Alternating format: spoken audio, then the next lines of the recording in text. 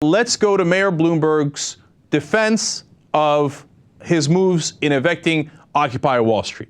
What you're about to hear from Mayor Bloomberg is a string of lies. Now, understand as we go into this, why is Mayor Bloomberg shutting down Occupy Wall Street? And this never gets talked about in the press, even though it's the most obvious thing in the world. Mayor Bloomberg is a billionaire right now, thanks to Wall Street. That's his product. His product, when he was an entrepreneur and set up his own company, was not selling apples or selling oranges or selling widgets. It was selling a Bloomberg terminal to Wall Street. That is his entire clientele. That's how he made all of his money and continues to this day to make all that money from Wall Street. So weird how Mayor Bloomberg has decided, hey, you know what? I should evict Occupy Wall Street. That's bothering my friends and clients down in Wall Street. Weird how that works. But let's go to his excuses. He says that the Zuccotti Park was also for passive recreation. I love this. The law that created Zuccotti Park required that it be open for the public to enjoy for passive recreation 24 hours a day. Ever since the occupation began, that law has not been complied with, as the park has been taken over by protesters, making it unavailable to anyone else. I love that excuse. That's my favorite.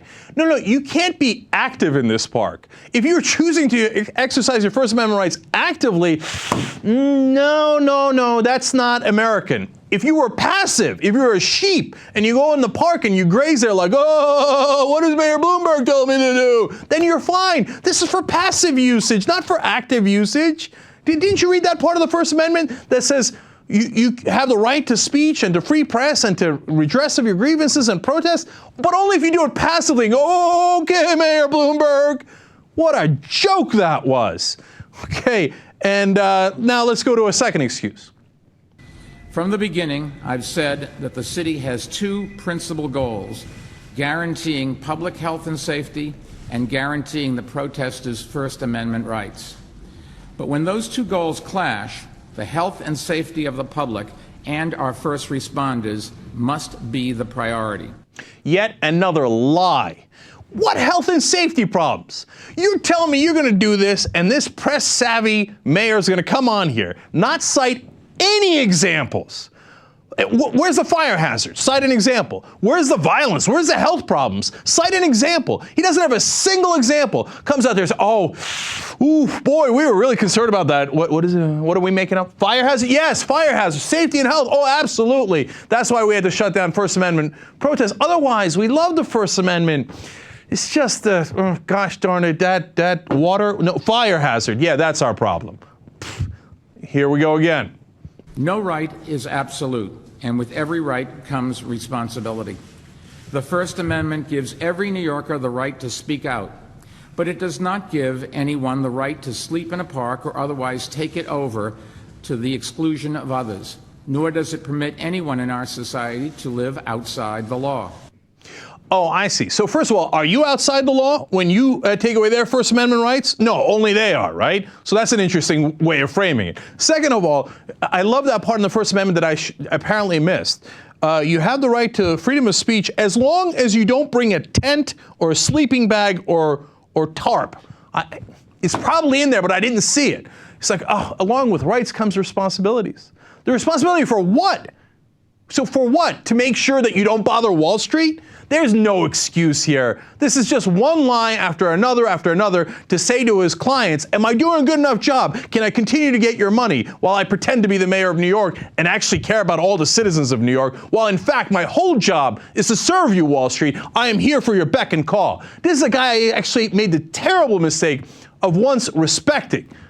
No more, that's for sure. The nonsense continues. We have an obligation to enforce the laws today, to make sure that everybody has access to the park so everybody can protest. That's the First Amendment, and it's number one on our minds. Oh, I see. Look at George Orwell Bloomberg here. He cares about the First Amendment. That's why he's shutting down their protests and the right to speak so that other people can come by passively to the park and not use the First Amendment or use their First Amendment rights to not say anything.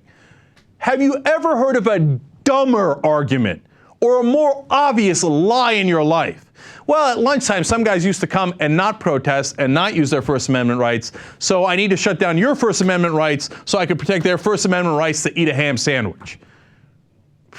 Grotesque. One more.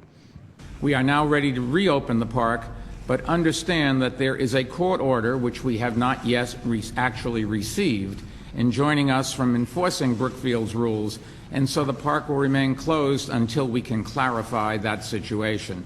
But I want to stress that our intention was to reopen the park and to let people go in and express their First Amendment rights to protest or their First Amendment rights to just peacefully enjoy the park.